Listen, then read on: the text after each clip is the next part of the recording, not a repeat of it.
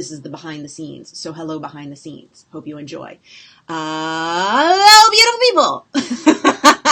How's it going? Oh my gosh. I'm actually, okay, now it's 12. I was like, I'm a minute early. I was, maybe 20 seconds early. Yay me. Welcome, you beautiful people. Let me know if you are watching on Periscope or YouTube or Facebook. It looks like one of my comment spaces may be closed off. For some reason, it looks like Periscope doesn't want to feed in comments today. So if you're watching on Periscope and comments aren't working for you, come on over to Facebook or YouTube, because I see Patricia and Sarah reporting in from YouTube. I see Kate and Vanita and Becky and Melissa posting in at Facebook.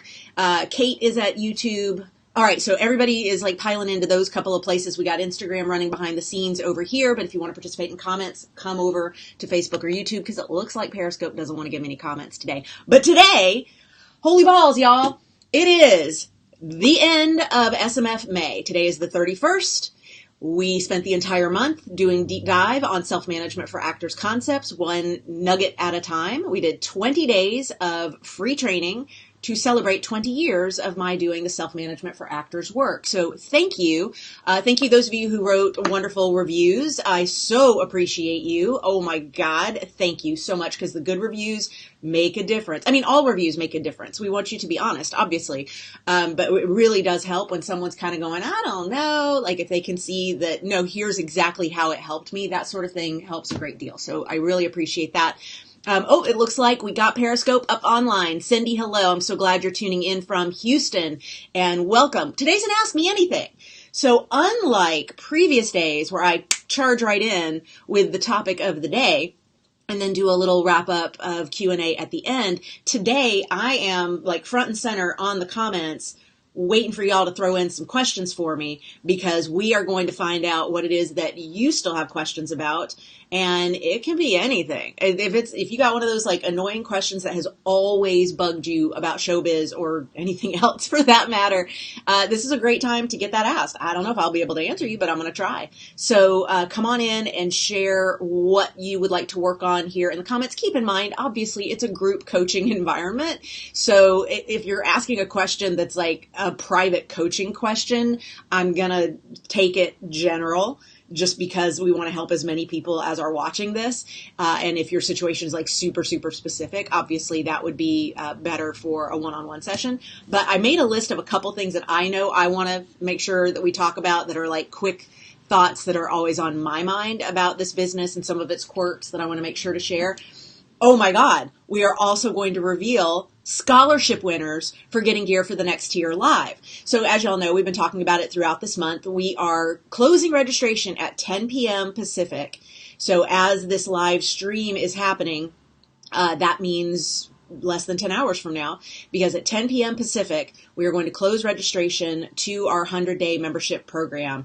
And that is so we can focus on the live round, which will kick off at midnight Pacific. And that means we got hundreds of ninjas going through the live round with us. So much fun. We do a live Q&A phone call every 10 days.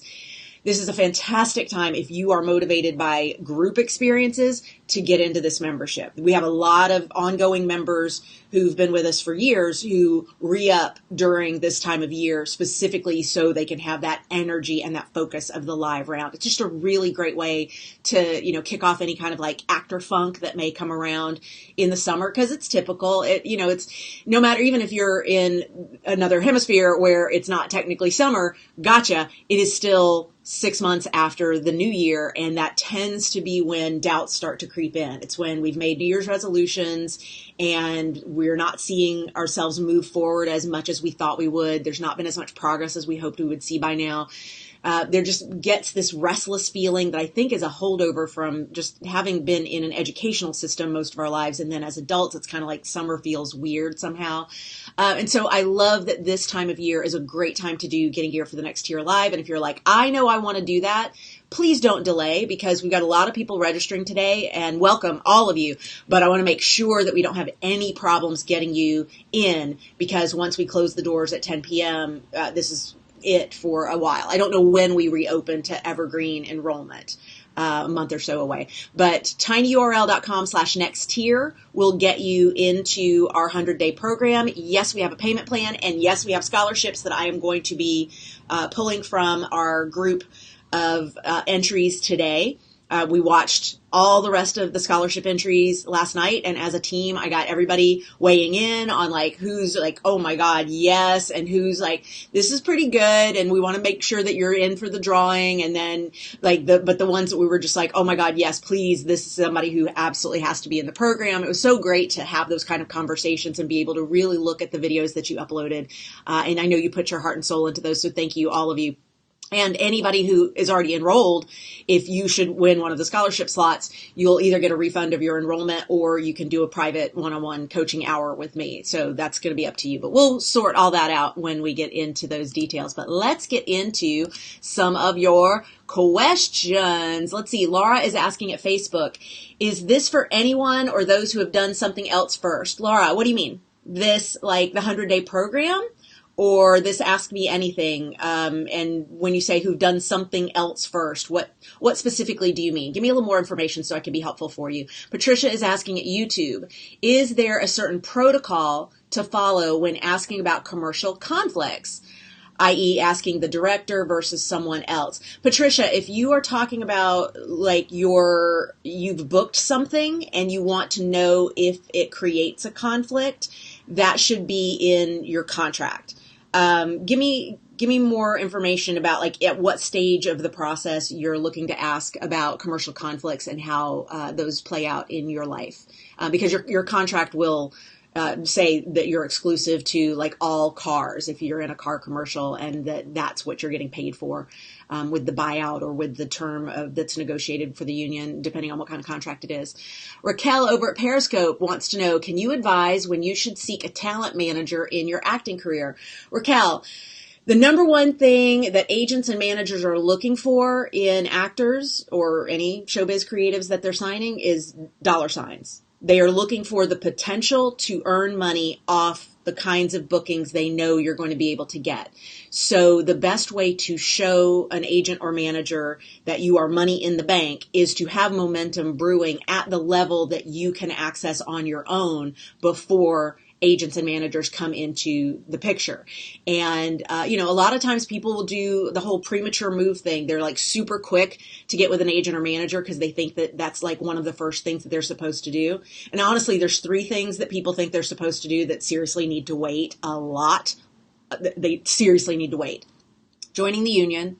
Don't do that too soon, because you can't undo it. I mean, you did not join the union so you could go FICOR or so you could work off the card. You joined the union so you could work union. So don't do it until you're ready to say goodbye to your paid pre-union bookings. So that's a premature move that's so easily avoidable. And I see so many people rush to join the union, and then they're in a pool that they cannot compete in. They don't have the credits. They don't have the relationships. They don't have the footage. They don't have the training. And they're like, what do I do now? And so then they go, oh, I guess I go FICOR. And that is such a brand eroder with some buyers. So that's an easily avoidable premature move. Another is moving to LA because you think LA's calling. LA ain't calling anybody. LA ain't even calling the people who are in LA. So you need to be really sure that you see a life for yourself in LA before you pick up and make the move, because your first year to year and a half is going to be spent just learning the freeways and figuring out the rhythm of the city. Not to mention building relationships and amassing some credits and training that matter here. And then the third premature move that's completely avoidable is signing with rep too soon. And it's because you can sign with some really crappy spaghetti slinging rep if you want to, that I say just avoid doing that too soon and instead do the SMFA targeting process. If you don't know what I'm talking about, just watch the video. It's 75 minutes. It's just Google Bonnie Gillespie, how to get an agent. Watch that masterclass. It's totally free. Watch it. Take notes. Watch it again. Do all the steps in it. It will become so clear to you not only when you need an agent or manager, but who your agent and manager is for that True North. And if you're like, I don't know what True North means, go back and watch day 1 of the SMFMA free training because we covered True North there. Kate at YouTube, I have a question about publicists. A movie I produced and starred in just came out in theaters, but I don't have another project lined up yet. What could a publicist do for me? A lot. Publicists can make buzz where no buzz exists. Publicists generally need to be brought on, though, about 2 months before you need them, so that they can strategize getting you interviewed by magazines and newspapers, get you on morning shows, get you doing radio Zoo Crew stuff, obviously getting you on podcasts and blogs. That one doesn't need quite as much time ramp up wise, but those also have lower prestige than the others that I mentioned. They can also make sure that they're getting you out to red carpets and openings and events where there's a step and repeat so that you can be photographed and talked about, with this project that is opening in theaters being the thing that they're talking about. So a publicist can be incredibly helpful, but you need to get them on board before you're at the moment that the project came out. Once it came out, it's a little too late for that project to be something that a publicist could help a ton with. Doesn't mean they can't help. It's just that you've tied their hands because you're not giving them the ramp up that you knew existed with the timeline for when this would come out. Hopefully. I mean, sometimes we just don't know when projects are going to come out, but we know it hasn't come out yet. So sometime in the future, maybe now's the time to talk with a publicist and then have them on the ready when it's time to take advantage of getting your name out there and getting on that hustle. Khalid wants to know over at YouTube, would love to know what type of side job you think are great for actors. You know, it really depends. Khalid, sorry if I mispronounced your name, Khalid. I'm now thinking it might be Khalid instead of Khalid, but you'll tell me. This is going to be different for every actor. Some people do really well working, rolling around on a plastic pad behind a desk in a cube farm. Not me. Some people do really well with highly physical stuff, like being a personal trainer or teaching fitness classes. Some people do really well with substitute teaching and working with kids and working in daycare, and they can pass all the, fingerprinting and background check stuff that's a requirement for all of that. And they love being called first thing in the morning with, oh, there's somebody out, come sub. So other people love working in a restaurant and, slinging drinks and being social in that kind of environment and working for tips. Others like sales. And having a very flexible job that involves closing deals and working on commission. So it's going to be different for everybody. The idea is that it needs to be flexible enough so that you can continue to pursue your creative career. It needs to be stable enough so that you've got money coming in. Go back and watch the money episode of the free training for SMFMA, which was just a couple days ago. I believe we did day 19 was a money day. Go back and rewatch that for how I believe you need to get clear on what work that you do earns you what kind of money and then what to do about that so that you're, hedging your bets for the best money per hour so that you're not running around ragged working all the time. But it's going to be different for everybody, because we all have different styles. Freddie says at Facebook, would it still be okay if you shot a scene for your reel that has the tone of a show that has been canceled but still fits your brand? Yeah, Freddie, if you got a ton of people telling you so remind me of someone who would be on this kind of show, or oh man, too bad blah blah's off the air because that is such your bullseye, because that the creators of that show didn't get run out of town with flaming pitchforks when that show got canceled. Like, they're still working and they still have a taste and a vibe and a style of storytelling. And of course, that's why we do the True North work, so that that these buyers exist on any road you take to your true north, even if the show that first got your attention is no longer on the air. And so showing that you live in that world is still really educational to that specific set of buyers, as well as other buyers. Because even if it's not on the air anymore, we're able to go, I get you. I know that when the next version of that kind of show comes around, you are in. Like, we can see it. So it's fine. Like, you don't need to feel like you are taping yourself doing something on a current show because you're hoping you'll get cast on that current show. That's results oriented. And that with self-management for actors, we're all about long game. So you're not actually doing it because of the immediate result that it could have. You're doing it to inform the buyers, this is who I am and this is how to cast me for decades to come. Laura, this like a prerequisite? No idea. Let's see. Aisha says, hi, Bonnie. I have a question about the 100-day program. How do you suggest going about mentors? Do we just DM everyone on the list you provided? Okay. In the Self-Management for Actors Facebook group, we have a list of mentors. because not everyone wants to mentor and not everyone is necessarily planning to do the summer program. So it's not just everybody who's ever done the 100 days could be a mentor. It's a very specific subset of people who've said, I'm in for this summer. I'm in for being a mentor this summer. I'm going to be going through it and I want to have somebody to do accountability with. And so for me, it would be more about looking at the people on that list in the Facebook group and seeing who has posted in that Facebook group or out on social anywhere. Like go look at them on Twitter, go look at them on Instagram, get a sense of who they are vibe wise and see if you like what you see. Like, does this feel like someone that you would want to go to if you had a question? Does this feel like someone that if you connected in the comments of a particular day of the curriculum, that their support would feel nurturing to you? Because everybody has a different mentorship style. There's some who are incredibly hands-off. They say, sure, use my name as a mentor, and then you never hear from them. Your work is to let them know if you need them. That's at one end of the spectrum. Then all the way at the other end of the spectrum, we've got people who are on the daily doing the work with you. And that's just a personality style difference. And so it's going to be very much like what kind of survival job is right for an actor. What kind of mentor is right for you is going to really depend on you and your style and what helps you flourish. So for me, I'm an interactive learner. If I were looking for a mentor, I would look for someone who wanted to chat with me once a week. We do the live Q&A phone calls every 10 days. And so maybe I would be like let's do like every 5 days is we talk, and then 5 days after is the live Q&A call, because I know I'm an interactive learner. So having that interactivity every 5 days for an entire 100 days, I'm like, no question that even if I fall behind or get confused by some of the material, I have that interactivity to help me understand the material better. So that's just personally for my style. Okay, Laura says, for example, take this webinar and this class and then what you're speaking on.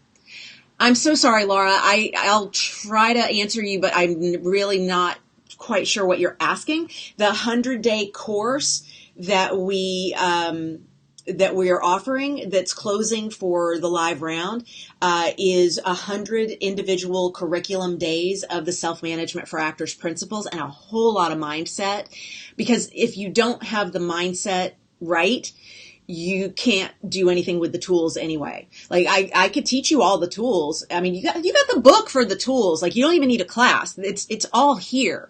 The tools are here, even in this free training series of SMF May. You've got the tools. But if your mindset needs cleaning up, none of the tools are going to matter. It's a little like working out. You can go to the gym every day, but if you're eating garbage, there's only so much that the workout's going to do. So the 100 days is meant to make sure that every day you're showing up for yourself. You're investing in your business. Yes, financially, but also in terms of commitment to time and knowledge and better you and getting your head in the right space so that you can have over the course of this summer the best running start to making the most of the tools that we're teaching you. And so not only do you get a deeper understanding of your type and brand and how your buyers see you and what sort of things you need to lean into in order to take the most advantage of that, you also are able to do so from a place of high enoughness. Because if you're rocking low enoughness and getting outer validation, that shit's fickle and it'll kill you. We need to come from a place of high enoughness that we don't need the outer validation. And so no one booking or lack of booking can change how we feel about ourselves or the work that we did during an audition. And so that's a lot of the work that we do as a part of the 100 days. So is there a prerequisite for the 100 days? No. We have people who have joined the 100 days who, like, today's the first day they ever heard of Bonnie Gillespie or Self-Management for Actors. And then they're like, yep, I'm in. Let's do this. We also have people who've been working with me for almost 20 years who are just now signing up for getting gear for the next year. So there are people who have worked with me before and felt I wasn't ready for it, and I could tell I wasn't ready for it, who are coming back this summer because they're like, I am now ready. I now know what commitment is required of me to be on my own side for a damn change and see the advantage that comes from taking that position, possibly for the first time in your life. Let's see. Patricia is saying over at YouTube, I booked a spot on my own and my agent then asked me if the advertiser had commercial conflicts. So I asked the director directly, okay, if you have an agent, even if you book the part on your own, Patricia, the agent needs to pick up the phone and have the conversation with the casting director and then the production people on your behalf. That's part of the agent's job. You need to not be the one involved in having that conversation about negotiating the contract or whether there's a conflict or anything like that. That's what your agent's job is. So if you have an agent and you book something on your own, doesn't matter. That agent gets in the loop right away and has the rest of the conversation. That's what the commission is for, is doing that. Faux sure. Okay, Audrey over at Facebook says, hi, Bonnie. If I put a one-word co-star role from a network show on my reel, should I expand? I'm in the shot for a bit before I speak. Or just use the bit and hope the viewer doesn't blink. Audrey, go back and watch the demo reel footage day in this free training and really take a look at the inverted pyramid concept.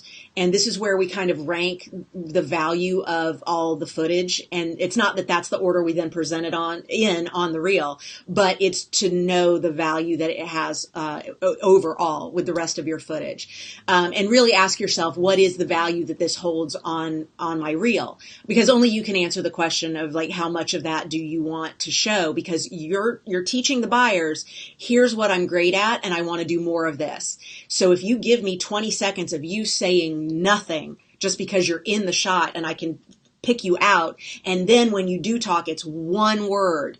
Unless that word is like a fucking killer, like you got the button on the scene, you like, oh, drop that mic, it is amazing what just happened with that one word, then all that setup and that tension was for that awesome payoff. Unless it's that, I would be really sure that this is teaching the buyers the value that you can add to a project before you give it too much space on your reel, because it may not necessarily be as helpful as you think. But it's going to be case by case for each person. Angelica at Facebook wants to know, how does mentorship work? Hopefully you were asking that as I was kind of detailing it, because the range is very different person to person. We don't really police the way mentors work. The only part that we're included in as far as mentorship is if you are working with a qualified mentor, because not everyone qualifies, and they get you a tweet that you then put up and you don't alter it, you get it out into the world, and I retweet it and say, yep, this is a qualifying tweet, you're good. And it happens within your first 7 days of enrollment, because it's for new students to the program. If all of those boxes are checked, you and your mentor then each get a private coaching call with me. So outside of that, we stay out of how you and your mentor may choose to work together. But as far as what my involvement is, I do a coaching call with you during your 100 days, and one for your mentor as a thank you for taking on that role with you, because we want to invest in our community when y'all are investing in one another. So it's just a whole bunch of payback to payback to payback. Like it's good karma, and I like all of that. You know what? Let's do our first scholarship winner. Because I've decided we're going to do, I think, 3 scholarship winners. And I know a lot of you are tuned in because you just want to know, did I win? So let's go ahead and get to that, at least to one of the winners. And then I'll go through and we'll figure out who else is winning and what's going to happen next. Okay, but so let's do that. So I've got a little box here that has all your little names folded up on these pieces of paper. If you did your scholarship entry by the deadline and didn't run over and made sure that you got me all, like if all the boxes are checked correctly, you did it all right. And now I am going to reach in here and see who is going to win a scholarship to join us for the 100 days. And it is dun, dun, dun, dun, dun, dun, dun, Aisha Holden. Aisha Holden, congratulations, girl. You are already enrolled, so you have a choice. Let me put you over here so that I don't forget to follow up with you about this. You have your choice of we'll refund your payment into the program, or you can get a one-on-one coaching session with me, and I'll let you decide which of those sounds like the best fit for you, and then we'll go from there. Congratulations! Woo! Yay, Aisha! Congratulations! All right, we will do more from the magic box before the call is over, but I'm going to go back into some questions here. And I also have some questions that were asked ahead of time about true north and enoughness, and I want to make sure that I don't forget those, so I'm reminding myself. Natalie is asking at YouTube, scheduling, day job, filming, etc. Muscle is flimsy. If I create content for a reel and have enough other experience, does it make sense to get a rep while still at a low tier? Need help managing it all. Natalie, the issue with getting rep when you don't actually have a lifestyle that lends itself to being a full-time auditioning actor is you're kind of half-assing it. And there's a time in everybody's life where they've got to decide, I'm fucking all in. And that means I'm going to have to be ready to go anytime when my agent or manager needs me to get out for an audition. Because the kind of agent or manager you're going to attract when you're only so available and you don't have a lot of experience and you don't have a lot of footage and you're creating content and you're just building those relationships, the kind of rep you're going to get at that level, they're not going to be able to do much for you. And really, you don't need to be repped if that's the tier you're at. You can get work on your own until you're up to the point where it's like, I now need to get into rooms that I can't get into on my own. And by then, hopefully you have enough momentum and enough material and enough credit and enough training, and you're in a situation financially where you're able to have the flexibility that allows you to go out and be competitive like everybody else on that roster. So, we'll talk more about that. I know you're enrolled in the 100 days, so we'll jam about that a little more on some of those specific days in the dojo, but it's a challenging one. Like it's like asking, how seriously should I date someone when I'm not sure I'm ready to be serious, because I've got this other stuff that I'm still doing. And it's like, well, if you're ready to be serious, be serious. And so it's just, you're running a business and you're going to be competing against people who are able to make everything else go away while this is all they focus on. And that's a big advantage for somebody to have. And so for you to be competitive against somebody who's got that kind of freedom, you need a lot of stuff on your own side for sure. So it's not about what is the magic formula as much as what is enough to make you feel like, okay, now I can actually hang and compete. And now let's go after the rep that's going to really see the potential in me. Becky at Facebook is asking, am I just spinning my wheels trying to snag my target LA agent manager as an out-of-stater? Self-taped auditions and Skype director sessions are so prevalent. They are, Becky, but actors in LA have trouble getting hell yes rep in LA. So you're basically asking, how do I compete when I'm not even in town? And the only thing I got going for me in terms of I can make it to every audition is I can self-tape for every audition. It's going to be a challenge. It's just going to be a challenge because you're going to have people who are able to be here constantly. You're going to have people who live here. You're going to have people who are flight attendants or work for an airline and therefore can pass it. They can non-rev pass and get here super easily. And so they're here for seasons. And so it's just, especially at those early tiers where what you're looking at is probably your first one-line co-star on a network show. We're probably not asking people to self-tape for that. We're probably just casting out of files for a lot of those or going straight to producer sessions. And when we're doing that, we're in a position of just bringing people in out of our relationship folders or files. And if you're not here building those relationships, you're at a distinct disadvantage, even though you can self-tape because we may not be asking for that. So that's just something to keep in mind. Natalie is asking at YouTube, how do non-union actors get auditions for union jobs? Is it a jerk move to submit for union stuff on Actors Access before joining the union? No, not at all.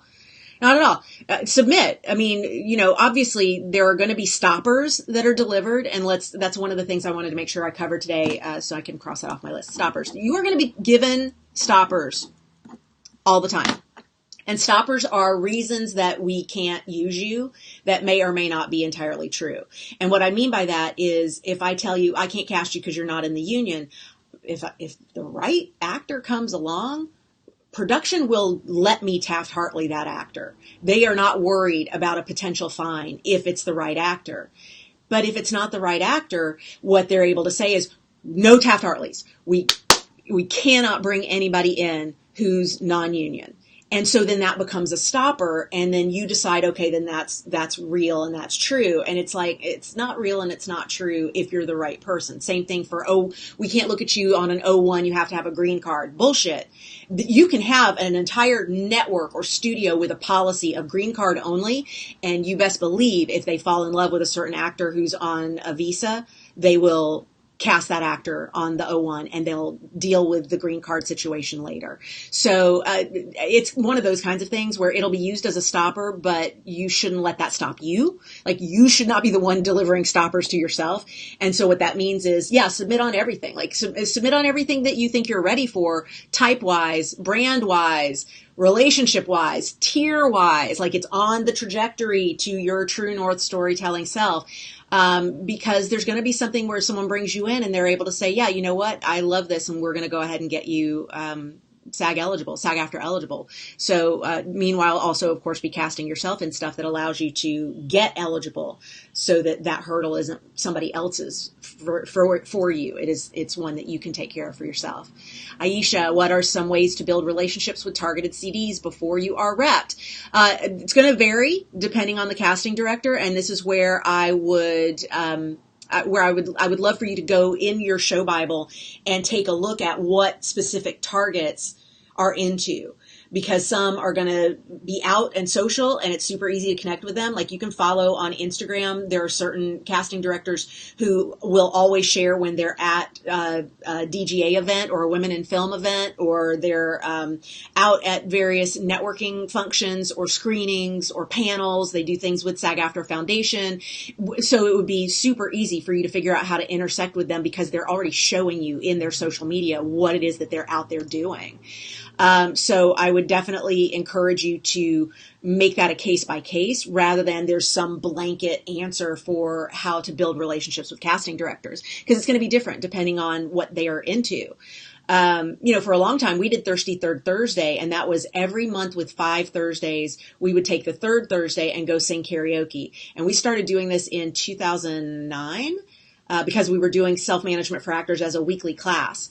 And it was a 4-week class, which meant in the 4 months per year where there are 5 Thursdays, we did not need to meet on that third one because it was a 4-week class, but we wanted to meet up anyway, so we went and did karaoke. So starting in 2009, we started a tradition of Thirsty Third Thursday. So for a decade almost, if you knew you wanted to target me, you could just show up to karaoke on any Thirsty Third Thursday. Done. So like, we make it easy for you if you do the research on us specifically, and then just trust that you are building a relationship over time, and that there are decades stretched out ahead of you to work together, so that you don't stress about, like, how do I make a result out of this today, and then get bored with it. Because let me tell you, there are a lot of people who will be in touch with us and acting like they want to be best friends. They want to get to know us, and we're all like, yeah, cool. And then they just drop off the radar. And it's because they didn't see benefit from it after 6 months and got fatigued. And I'm like, that is sad. That is really sad that you decided 6 months was, okay, now it's not working, rather than going, whatever, I'm going to be at this for 60 years. So 6 months is nothing. Like, I'm going to continue building this relationship because it's going to be forever. Like, just think about that. Cindy is asking at Periscope, do you know how to get funding for a feature film project? Or someone who might give me advice. Cindy, I want you to connect with Leah Savoli. My team over at Facebook can put the link in the comments there. So head over to the Facebook replay to get a link to her company, which is called Greenlight Your Passion Project, I think. Y'all can double check that on the team. But I'm pretty sure Leah Savoli's company is Greenlight Your Passion Project. And she does a coffee talk where she'll sit with you for a coffee for some reasonable dollar amount to pick her brain about how to get film financing. And then she can also, of course, be hired to manage your fundraising, and she's been personally responsible for millions of dollars of funds raised for feature films and shorts and pilots and specs and other projects like that. Hey, Nalani, good to see you, sweetheart. I'm so glad you're here. Oh, let's do another scholarship winner, yeah? Maria says at Facebook, so glad you're here, getting ready to go on set for a night shoot, and your motivation is right on. Woohoo!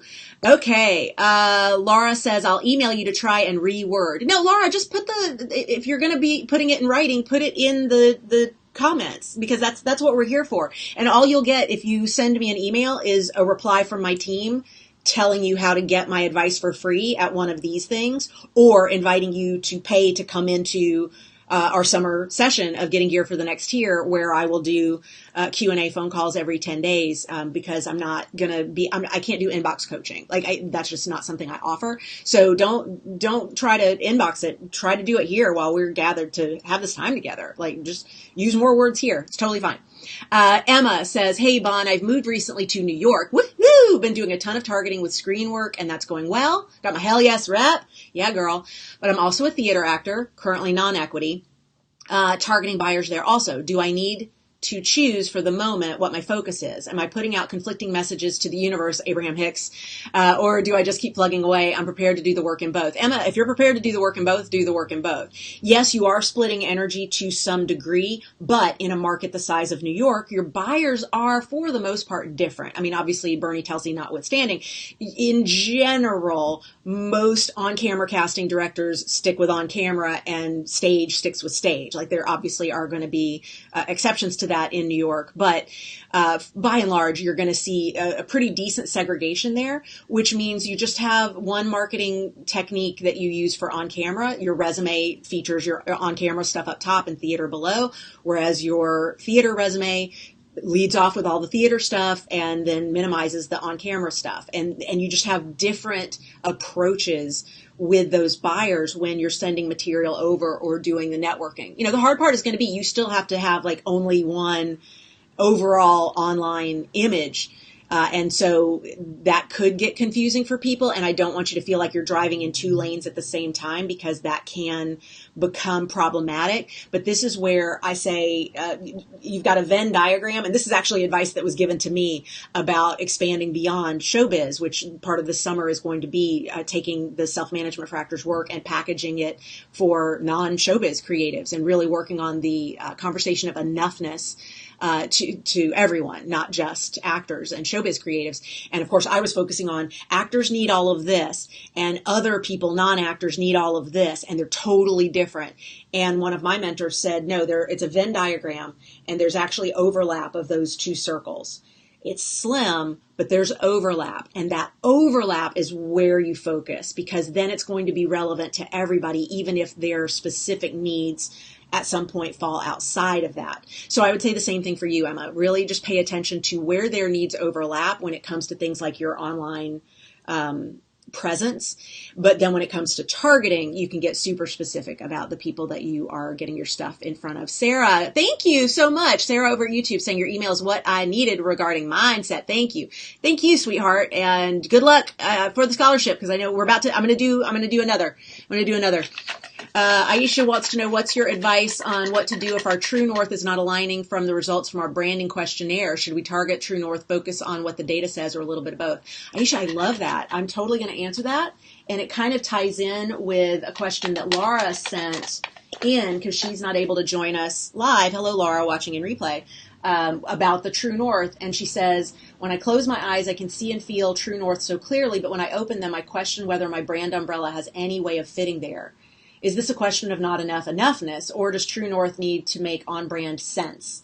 I feel like it's the opposite of True North to force my dreams in a logical direction based on my brand, and that can't possibly, I can't possibly know that yet, how True North will come to manifest, and yet my inner critic is really loud. Any thoughts would be hugely helpful. So Aisha and Laura, I'm going to be answering that whole situation for you right after we have another scholarship winner. Dun, dun. So Aisha, yes. Yes. Oh my God. I see your comment now from 10 minutes ago saying, oh my God, yes, you won. Congratulations, sweetheart.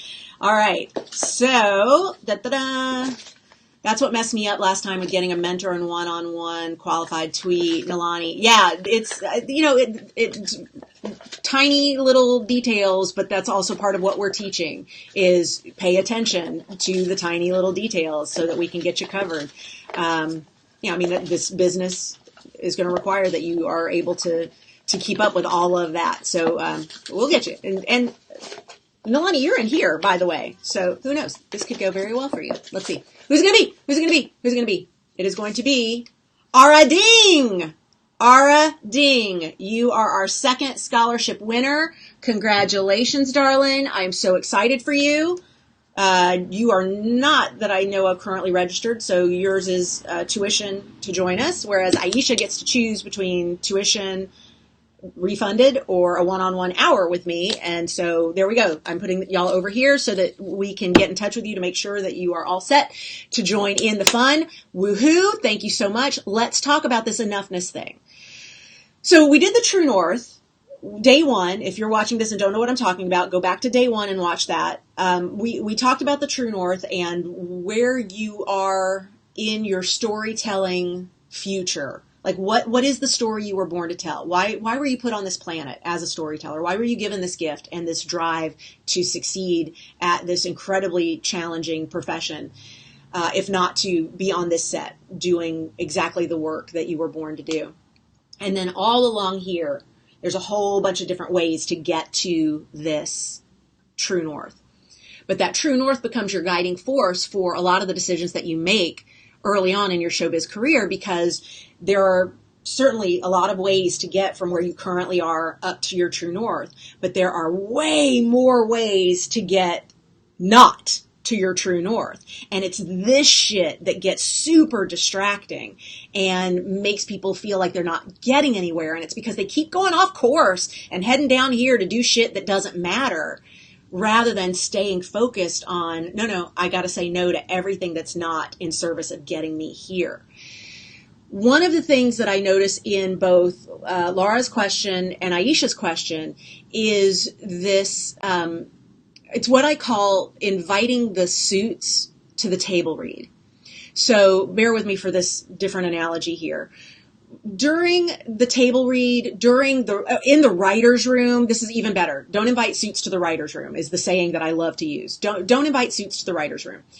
In the writer's room, all possibilities exist. There's nothing but creative flow. It's just a nonstop brand prov, tossing shit around. Like, oh my God, writer's room is so much delicious creative energy.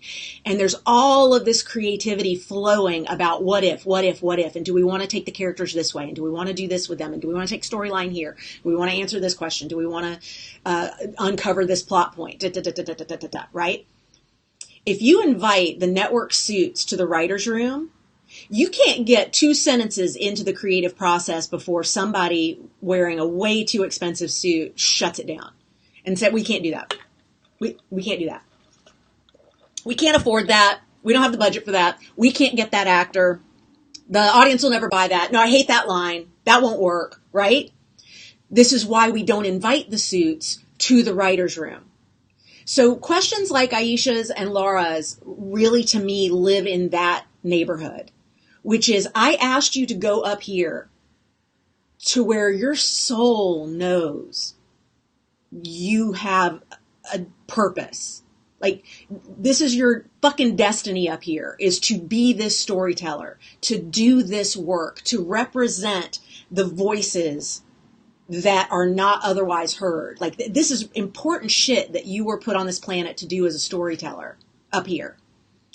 And then you invite to that conversation the logical, pragmatic, facts and figures, wet blanket. It can't be done. Nobody's casting that kind of person. Nobody's going to hire you to do that. No actor like you anybody who looks like you has never done that. Don't invite network suits to the writer's room. When I'm asking you to be your most creative, brilliant, genius, soul-aligned self, self-doubt is not invited. And if you bring self-doubt to it, if you bring the critic to it, if you bring the analyst to it, that is just an overdeveloped muscle that I am going to help you atrophy. It's part of what the 100 days is for. There's a day, I want to say day 3, where I actually ask everybody in the program, I need you to commit that you're going to try it my way for the rest of these 100 days. Because it's real early in the program. And I go, it's basically blue pill, red pill, matrix shit right here. I'm going to take you on a journey of enoughness, and I need you to trust me. You've done it your way for decades. You're going to do it my way for 100 days. You in? And everyone who has said, I'm in, I'm going to try it, 100%, by the time they're at the end of the journey, they go, no question. My enoughness is unshakable. I am now unfuckwithable when it comes to knowing what exists for me up here. Because when you get into that mindset of, yeah, but nobody's casting that, I've never seen anybody like me there, there's not this representation, then you are missing the fact that you as a creative are a leader. And leaders have a lonely journey. Leaders have to make some shit up as we go, because there is no role model for what we're doing when we are leaders. And if you are going to be incredibly successful in showbiz, you are a leader. And so part of this work is taking on that leadership role and feeling comfortable with it, especially if the word leader just made you like break out in hives.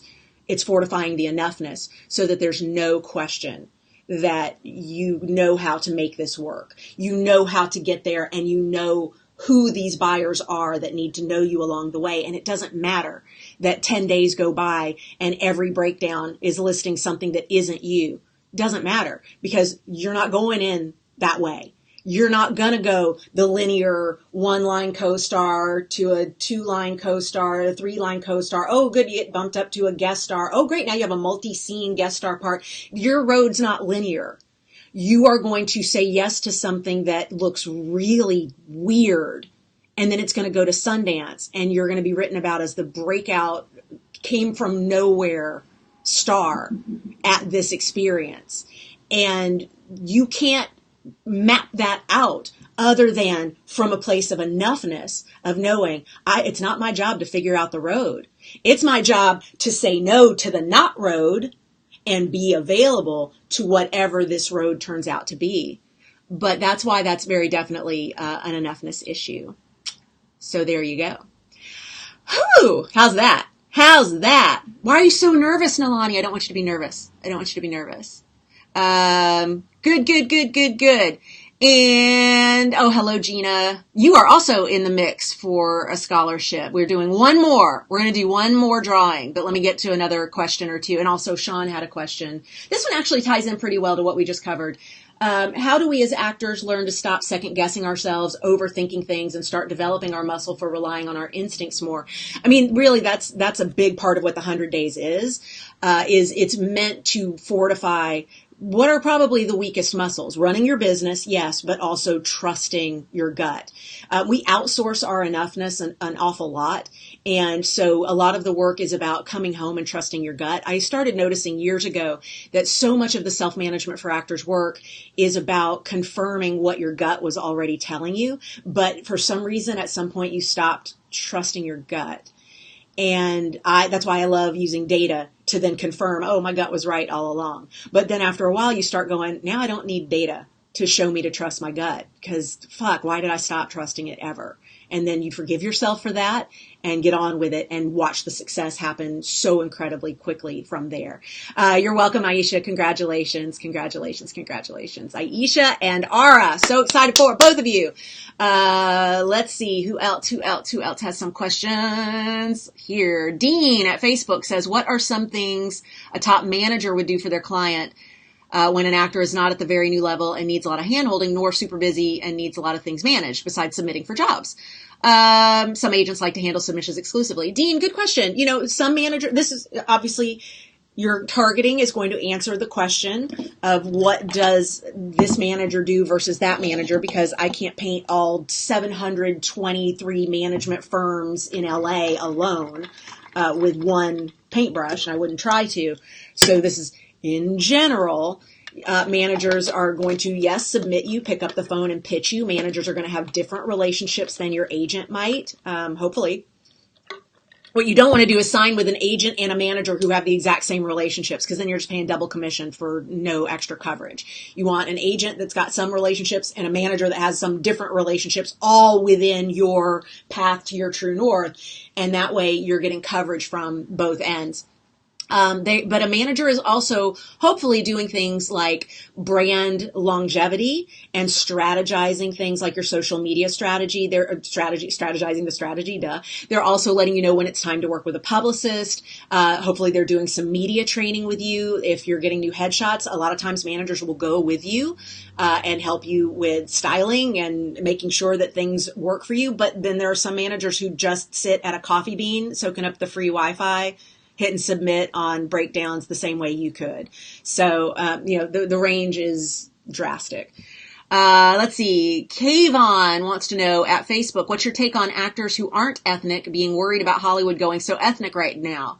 I hear a lot of complaints right now. How much truth is there to the stopper? What's the strongest mindset here? Okay, Kayvon. I had a white client come to me sad about how few breakdowns she's now seeing for her to get cast in. And my response was, oh no, you went from 90% of all breakdowns being white to 78% of all breakdowns being white. You must be terrified. Fuck you. So this is something I clearly have a strong opinion about. Like, there is no end to the Caucasian opportunities that exist in show business. Same with guys who are like, oh, so much is going female now. We're losing our leverage. I'm like, oh, so sorry. White privilege for the man is now dropping as well. But it's still dropping to like, now men have 83% instead of 100%, So I get a little stabby about this topic in particular because I think anything that's moving us to a more representative sample of what life is when it comes to storytelling is a step in the right direction. And there's still nothing but opportunity for all the same people that have always had all the opportunity. And it's still a one digit percentage of the roles that are going to the least represented people in show business. And that's not shifting by any massive amount, no matter how it might feel. Like, certainly you're going to be given that as a stopper. So to answer your real question there about what is the most empowering mindset I can have about this, you are going to be handed a stopper. You're going to try and get an agent, and the agent is going to say, we're only going ethnic right now. And you got to go, well, so what am I supposed to do with that? Well, you were given a stopper. Right now, they've been told we're not signing anybody who's white. And so you go, okay, great. That is information for my show Bible about that company at this time. Same thing might be true for a certain casting office for a certain tier of co-stars. And so then you just pay attention to that, note it in your show Bible, but keep building the relationships because there's going to be a time when someone needs you and you're going to be available to that. And so these are all just things to keep in mind. And I'm saying you as in a universal you rather than you specifically, Kayvon. Diana, also, I believe Diana is in our bin for the last scholarship draw. I'm so excited. Not remembering if this has been covered or not, but how much do we need to write in the submission comments on Actors Access and other submission websites? The CDs can see our resumes, but is any of it worth repeating for the submission? Okay, Diana, Google Bonnie Gillespie notes in Actors Access or Bonnie Gillespie submission notes. And my team can put a link in the Facebook version of the comments here as well. But I have written extensively on what's good to put in notes and what's bad. In general, what's bad is anything that's copy and paste. Like, I had a ninja, a student who did our one-day intensive in LA, do a copy and paste, dear casting director. And then it was like a regurgitation of his resume. And so I took a screen grab of it and sent him an email and said, what the fuck are you doing? I'm embarrassed. Don't tell people you took self-management for actors if you're doing this nonsense. And it turns out he had hired someone to run his Actors Access account. Like, he hired a VA to do his submissions for him. And so that VA was doing a copy and paste of the language into the submission notes and not tweaking it based on relationships from his own show Bible. And I was like, in a relationship business, do not outsource this work. Like, because you just seriously did a Brandy rotor with this nonsense. Instead of in the notes saying, hey, Bon, love this breakdown. This looks really good. Just a reminder, I have my M1 motorcycle license. Like, that kind of stuff would have been incredibly helpful and would have, of course, shown me that this was an actual human I'm dealing with. But people don't like to be treated like copy paste robot recipients. So just be thoughtful about it. But look up those articles because I've covered this pretty well outside of this training. Oh, let me see a couple things on my list that I had to cover today. Y'all, mark it. I'm saying this at 12:54 p.m. Pacific. So this is 54 minutes into the broadcast, 55 minutes into the broadcast. So when you need to send somebody here for hearing this, you know where to send them on the broadcast. You ready? Casted is not a word.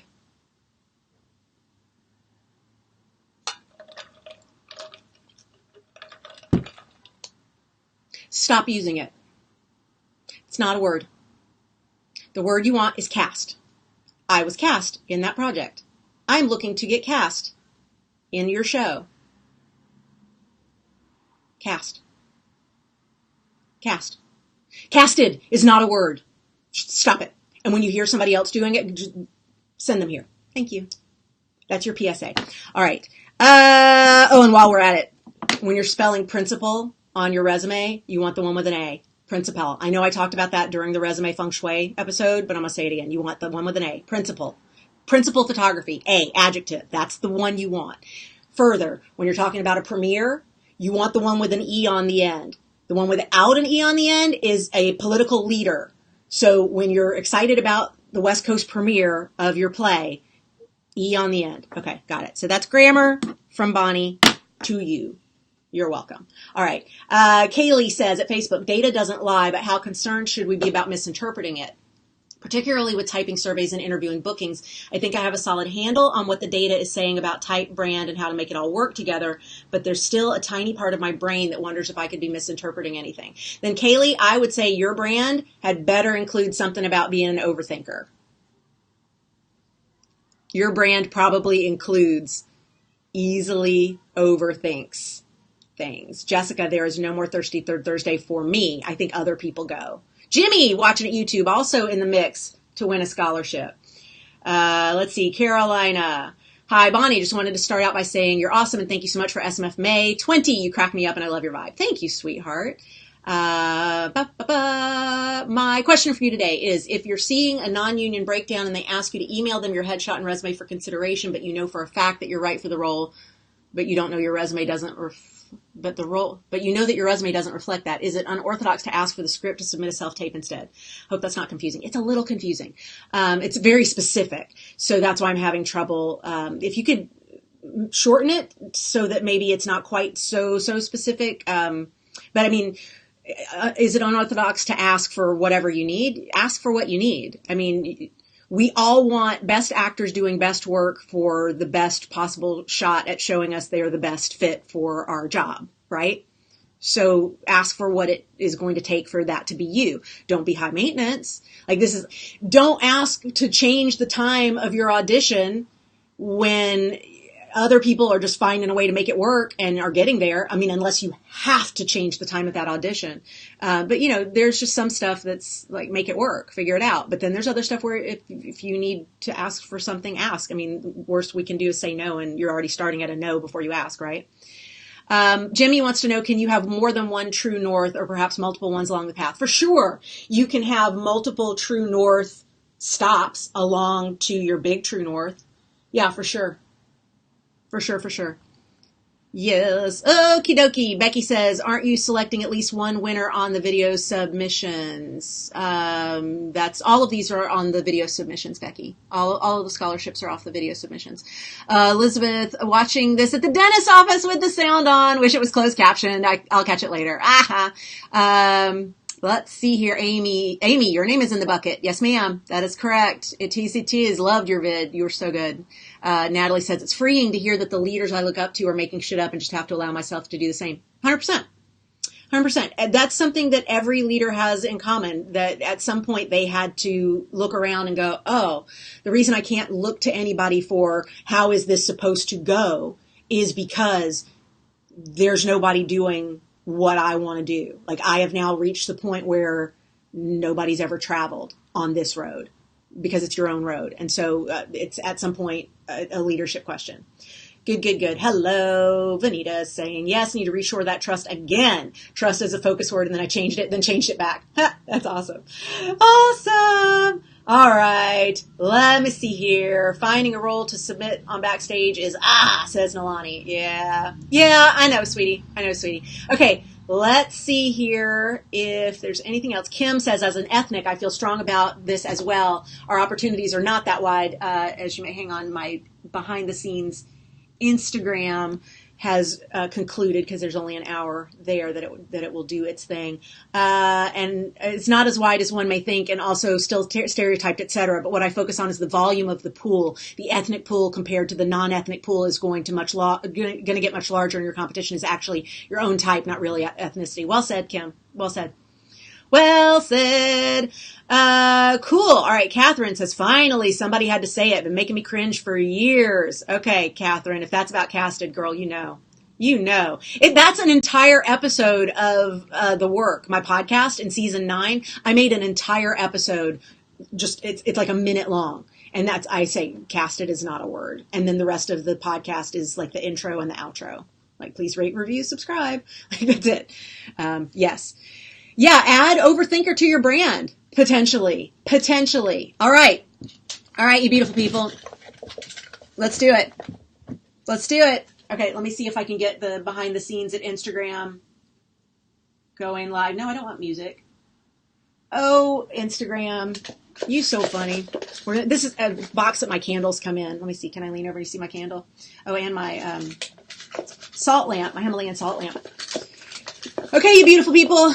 Last scholarship for the 100 days. Oh my gosh. Getting gear for the next tier live. Okay, I got it. It's Gina! Gina, I just saw you pop in here. Gina Talafero. Gina, congratulations, sweetheart. Congratulations, Gina and Ara and Aisha. My goodness, look at this group of sexy ladies. Sorry guys, y'all were in the mix. I know we had quite a few guys enter as well. It's as always, it's more women than men. You know that if you go to an audition, it's always like 7 times the women to men, and there are twice as many roles for men as women. Don't get me going on that. But congratulations, you beautiful people. I'm so freaking excited. And everybody, thank you so much for entering. These videos were really touching to watch, and some of them were quite cute and fun and funny. And we really enjoyed going through and taking a look at everything. And I really appreciate that you took the time to shoot a little vid to get yourself in the mix here for our live round. So we'll be in touch with those of you who've won, because I think only Aisha is enrolled, and so we'll find out what you want to do, if you want to do a one-on-one or if you want the refund. And we don't have a preferred answer. It's whatever works for you. And then Gina and Ara, we will get you all the information on how to get in so that you can start your pre-day one homework, because we start day 1 in like 11 hours. And I want to make sure that you've done all the preliminary work. And I know, Amy, you are so adorable, Amy. You're like, have I done all the things? Did I do all the things? I think I did all the things. Am I missing something? And I'm like, girl, you're adorable. It's so on brand. I love it. Yes. Congratulations, you beautiful people. I wanted to add to this, make sure to talk about as a closing thought on all of this. Thank you, Patricia. I appreciate that. Thank you guys all for joining me for SMF May for this entire month of 20 free trainings. This has been such a blast for me to get to connect with y'all like this and come and just provide massive value for these 20 days and let those videos now be up and able for you to reference again and again as you start to go, oh, wait, hang on. What was that Bonnie said about resumes? Let me go back and watch that video. As I said in the email, someone asked, when are you taking these down? And I'm like, do people do that? Do they put out like awesome, amazing things and then go, and psych, now you can't see it anymore? I mean, and I guess they do, but for me, I see this as a give to my community. I love y'all and I want you to feel supported, even if you can't join us for things like the 100 days. For those of you who are still on the fence about the 100 days, we do have a payment plan. Reach out. We'll get creative with you. We want you in if you want to be in, because if you are feeling like this is calling to me, I need this kind of support, I'm ready to do this kind of work for 100 straight days. And I know that having those live Q&A phone calls and having this large community all going through it at the same time would give me the kind of commitment to showing up for myself that I lack otherwise, I would really love for us to be able to make it work for you to come in and join us, because 100 days from now, you're able to look back and go, oh my God, I did it. I showed up for myself. I committed. I made it happen.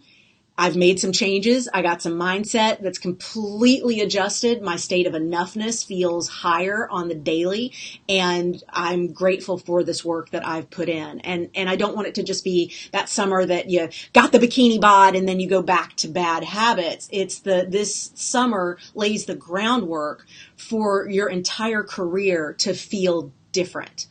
For there to be no more overwhelm, no more question about, am I doing the right things, or am I doing the right things in the right order? Because we cover all that. And for us to really get specific about how your energy can be best spent so that you can get the maximum results for your goals and your true north and where you are. That's what makes something like this intense situation where we're working together for the entire summer so incredibly powerful. It's got the potential to change the way you approach your career for the rest of your life. So I'm hopeful that if you're feeling called to do it, you will reach out and make it happen. Let me put this on the screen one last time. You can go to tinyurl.com/next tier to enroll right now. The payment plan link is also on that page. If you're having trouble finding it, just reply to any bond blast and we will get you covered. The whole team is like clocked in today, because we know that pretty much from here on out till 10 p.m., it's going to be a lot of people registering and having questions and needing to get into the right places in our system. And so we're all available to answer your emails and get you all the information that you need. Because what I would hate is for it to be 10:01 p.m. Pacific, and then you're not going to be able to do this, but you wanted to. So let's make sure that we get you covered as early as possible today. And then if you're not joining us on this round, no worries. We will reopen registration in a couple of months for the evergreen at your own pace version of the course. But this is our one and only live round for the year. So for those of you who are really motivated by getting to have that level of interactivity, come on in and let's do this. It's going to be phenomenal. I will be seeing you every day in the comments of every curriculum page as it opens up for you. And then of course, every 10 days on our live Q&A calls. Ready to change your life, says Amy. Sarah says, thanks, Bonnie. You're the best. Sarah, you are too. Thank you so much. I really enjoyed your video. Thank you for entering. Jeannie, of course, my pleasure, my Pole sister. It's good to see you again. Absolutely, Bradley, my pleasure. I'm calling you Bradley and Bradley Nicole and Bradley Nicole Williams. I'm calling you all the names. You'll have to let me know which is preferred. And Jimmy joined in at last minute, but going to rewatch. Good. Please do. The replay should be available to you shortly. Of course, it's absolutely my pleasure. Periscope, occasional comic saying thank you for sharing your knowledge. Hey, my pleasure. And I hope you will do the same thing. Kate, good to see you coming back to the dojo. I think we're all set. We got you in. Do the same thing. You know things. You can help people. There's somebody on their creative journey who knows less than you do. Freaking buy them the book. Get them going in the right direction. Let them know that they don't need to be obsessed with actor busy work. Remind them that they're at this for the long haul. Like, that's a gift that you can give back to this community too. And I think that we're all better for creating the Hollywood that we want wherever we live. I love you, beautiful people. Thank you so much for joining us for this. We're done. SMF made. Dismount. Boom. The Ask Me Anything is over. Congratulations, winners. We will be in touch. And until next time I see you for a live broadcast, you know the deal. Stay ninja. Mwah. Bye.